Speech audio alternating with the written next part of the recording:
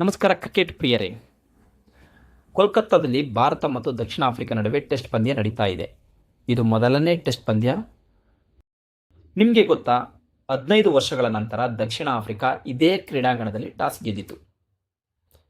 Toss ಏನೋ ಗೆಲ್ತು, ಆದರೆ ದಕ್ಷಿಣ Africa ತಂಡ 159 ರನ್ನುಗಳಿಗೆ ಸರ್ವ ಪತನ ಆಯಿತು ಫ್ರೆಂಡ್ಸ್. ನಮ್ಮ ಕ್ಯಾಪ್ಟನ್ ಶುಭ್ಮನ್ ಗಿಲ್ ಟಾಸ್ ಸೋತರು. ಸ್ವಲ್ಪ ಬೇಜಾರಾಯಿತು.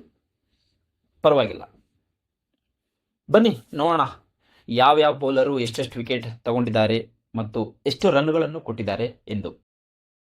ಮೊದಲನೆಯದಾಗಿ ಬುಮ್ರಾ 5 ವಿಕೆಟ್ ಗುರು, ಅದು ಬರೀ ಕೇವಲ 27 ರನ್ಗಳಿಗೆ.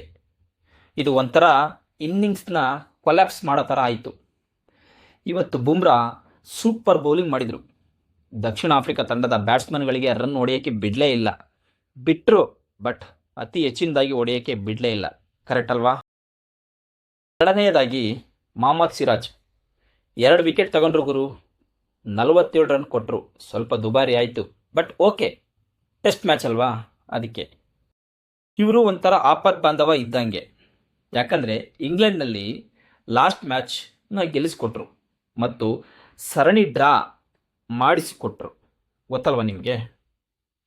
ಇನ್ನು ನಮ್ಮ ಸ್ಪಿನ್ನರ್ ಕುಲ್ದೀಪ್ ಯಾದವ್, ಅವರು ಕೂಡ 2 ವಿಕೆಟ್ ತಗೊಂಡ್ರು, ಅದು 36 ರನ್ನುಗಳಿಗೆ. ರಿಪೋರ್ಟ್ ಪ್ರಕಾರ, ತಜ್ಞರ ಪ್ರಕಾರ ಈ ಸ್ಟೇಡಿಯಂನಲ್ಲಿ ಸ್ಪಿನ್ ಬೌಲಿಂಗ್ ವರ್ಕ್ ಆಗುತ್ತೆ ಅಂತ ಹೇಳಿದರು. ಆಗ್ಬೋದು ಅಲ್ವಾ? ಕಮೆಂಟ್ ಮಾಡಿ. ಇನ್ನು ಅಕ್ಷರ್ ಪಟೇಲ್ ಕೂಡ 6 ಓವರ್ ಸ್ಪಿನ್ ಬೌಲಿಂಗ್ ಮಾಡಿದರು. ಕರ್ಬಿನ್ ಬಾಷ್ನ LBW ಮಾಡಿ ಪೆವಿಲಿಯನ್ಗೆ ಕಳಿಸಿದರು. ಮತ್ತು ಜಡೇಜಾ ಆ್ಯಂಡ್ ವಾಷಿಂಗ್ಟನ್ ಸುಂದರ್ ಇಬ್ಬರು ಸೇರಿ 9 ಓವರ್ ಬೌಲಿಂಗ್ ಮಾಡಿದರು. ವಿಕೆಟ್ ಅಂತೂ ಸಿಗಲಿಲ್ಲ, ಬಟ್ ಕಂಟ್ರೋಲ್ ಮಾಡಿದರು. ಎರಡನೇ ಇನ್ನಿಂಗ್ಸ್ನಲ್ಲಿ ನೋಡೋಣ ಇವ್ರ ಬೌಲಿಂಗ್ನ. ಮತ್ತು ಇಂಡಿಯಾ ಬ್ಯಾಟಿಂಗ್ ಸ್ಟಾರ್ಟ್ ಆಗಿದೆ. ಜಡೇಜಾ ಫುಲ್ ಫಾರ್ಮ್ನಲ್ಲಿ ಇದ್ದಾರೆ. ಇವರಿಗೆ ಅವಕಾಶ ಸಿಕ್ಕರೆ ಸೌತ್ ಆಫ್ರಿಕಾ ಬೌಲರ್ಗಳಿಗೆ ಕಾಟ ಕೊಡೋದು ಅಂತೂ ಗ್ಯಾರಂಟಿ. ಇನ್ನು ವಾಷಿಂಗ್ಟನ್ ಸುಂದರ್ ರೀಸೆಂಟಾಗಿ ಆಸ್ಟ್ರೇಲಿಯಾ T20 ಸರಣಿಯಲ್ಲಿ 3ನೇ ಮ್ಯಾಚ್ನಲ್ಲಿ 49 ರನ್ಗಳನ್ನು ಹೊಡೆದು ಜಸ್ಟ್ 1 ರನ್ನಿಂದ ಹಾಫ್ ಸೆಂಚುರಿ ಮಿಸ್ ಆಯಿತು. ಇವರು ಕೂಡ ಒಳ್ಳೆ ಲಯದಲ್ಲಿ ಇದ್ದಾರೆ. ಕೊನೆಯ ಮಾತುಗಳು ಫ್ರೆಂಡ್ಸ್. ಬುಮ್ರಾ ಅವರ ಈ ಉತ್ತಮ ಪ್ರದರ್ಶನದಿಂದ ದಕ್ಷಿಣ ಆಫ್ರಿಕಾ ತಂಡವು ಕೇವಲ 159 ರನ್ನುಗಳಿಗೆ ಆಲ್ಔಟ್ ಆಯಿತು. ಇದು ಭಾರತ ತಂಡಕ್ಕೆ ದೊಡ್ಡ ಮುನ್ನಡೆಯನ್ನು ನೀಡಿತು.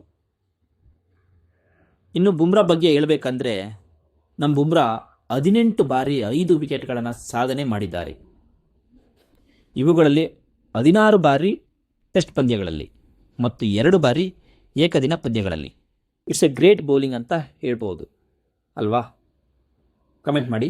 And thanks for watching friends.